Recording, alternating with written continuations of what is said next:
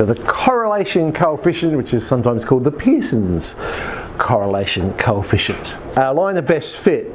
Now, our line of best fit, yeah, but as you know in maths, we like things to be precise and exact. We don't want one person coming up with one line, another person come up with another line. We'd like everyone to have the same line. No.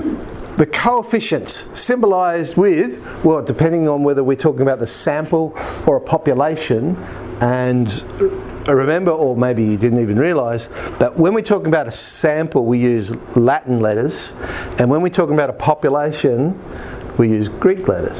So for a sample the symbol is R, but for a population it's rho. Anyway, it doesn't really matter.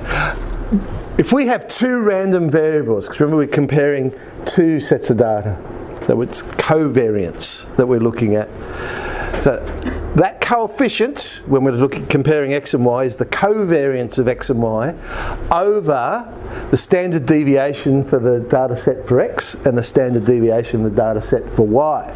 So what is covariance? Well, we know expected value of the random variable minus the average squared. So covariance sort of breaks that up, if you like. Instead of squaring it, we get each piece. It's still a quadratic, sort of. X minus x average, y minus the y average. Which then we can do it this way. So, well, okay, that's the same as saying the average of xy minus the average of x multiplied by the average of y. And again, that should always fall between minus 1 and 1. If it equals 1, I'm just talking about the magnitude here, then we would have perfect correlation. Very unusual. Strong correlation, yeah, 0.6 to 1. So it's over half, if you like. 0.4 to 0.6, moderate.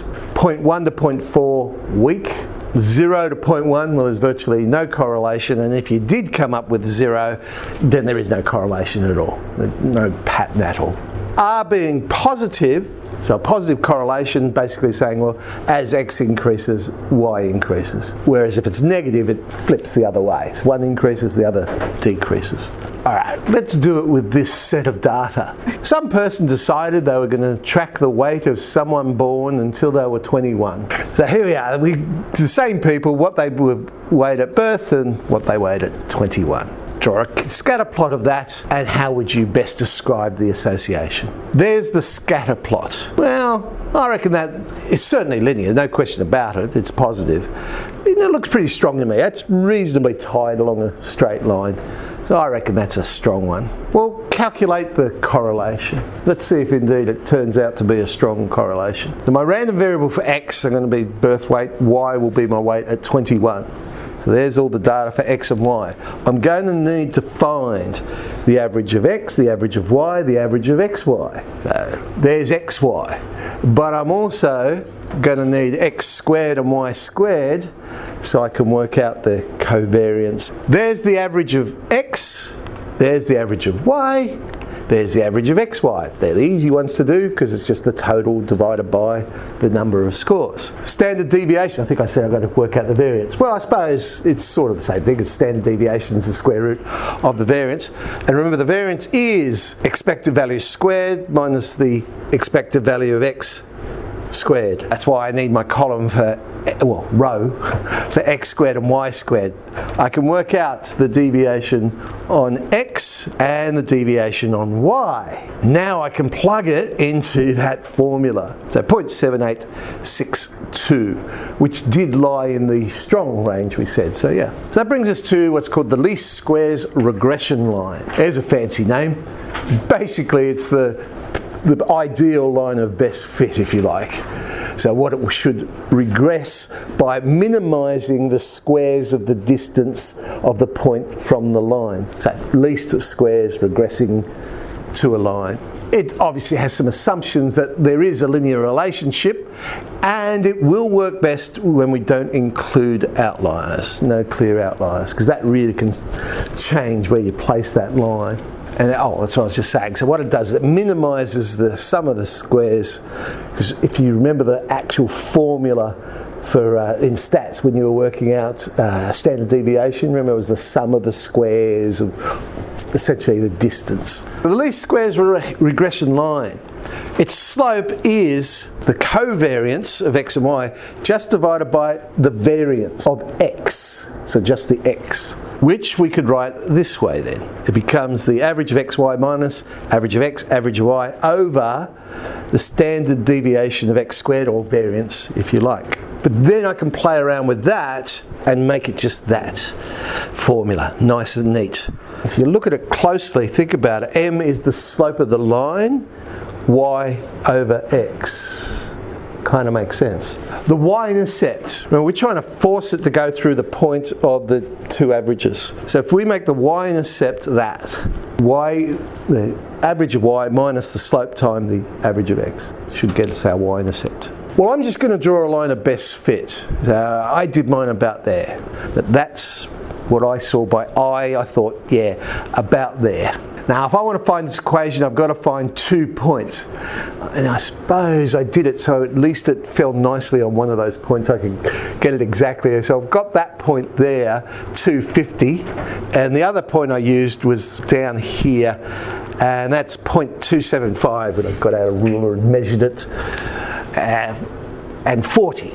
So 50 minus 40, there's my slope, 5.7971. Point slope formula, that's what the equation of my line of best fit would be. Well, let's work out the least squares regression line then. Slope, using the formula, and we've already calculated all these things, so I can substitute that in. We've got a slope of 5.36. My one, when I just did it by eye, was 5.8.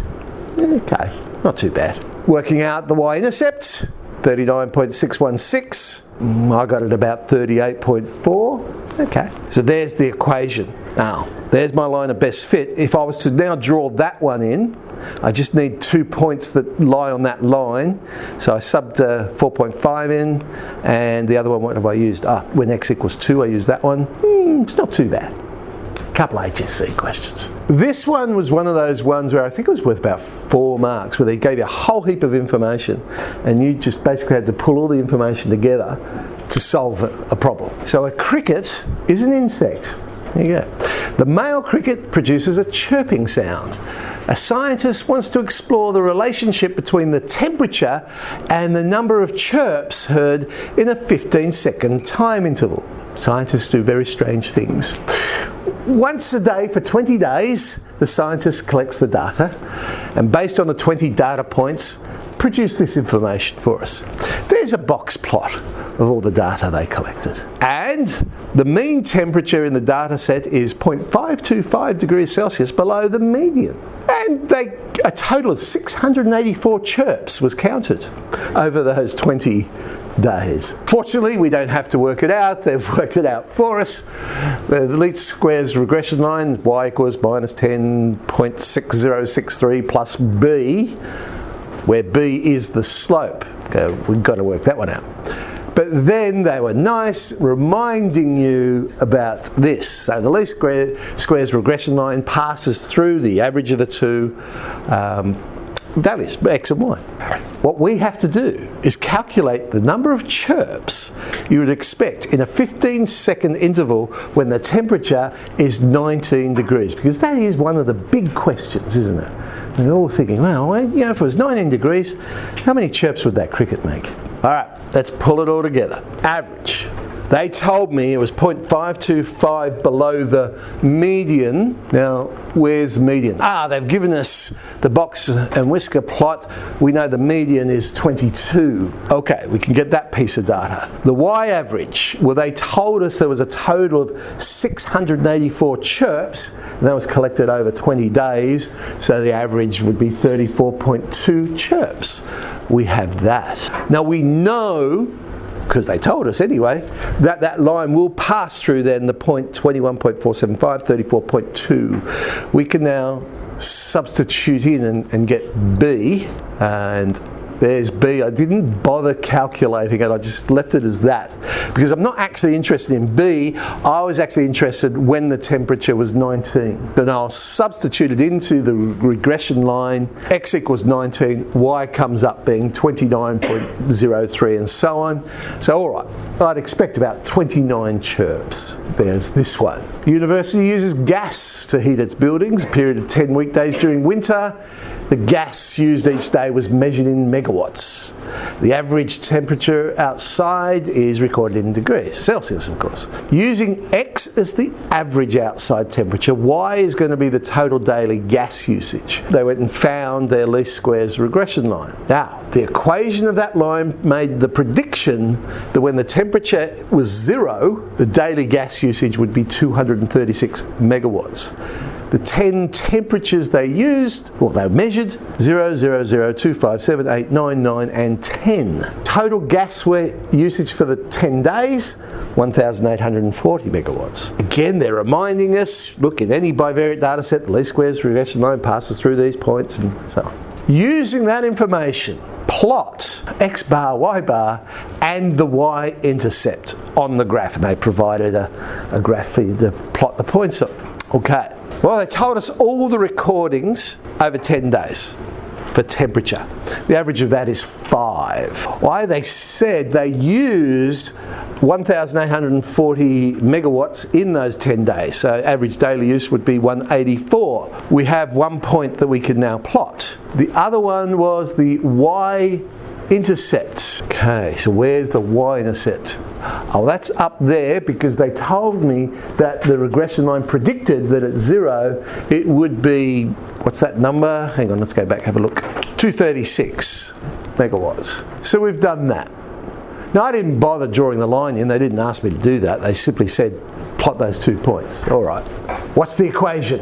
I've got 2 points. Really, they're just saying, what's the equation of that line? Okay, slope, I know how to work that out. There we go. We've got the line. I didn't actually have to worry about finding the coefficient and all that sort of stuff.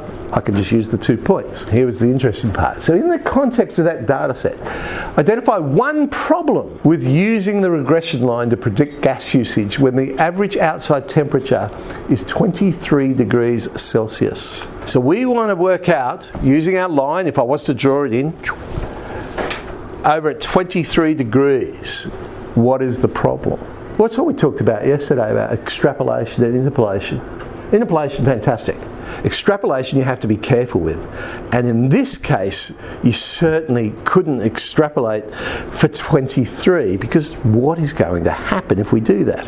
If you actually sub 23 in, you'll see that that line would get a result of minus 16 on 5. So the line is actually predicting that the gas usage would be negative. What?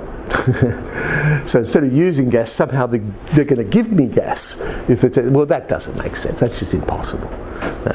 All right. That shall do us.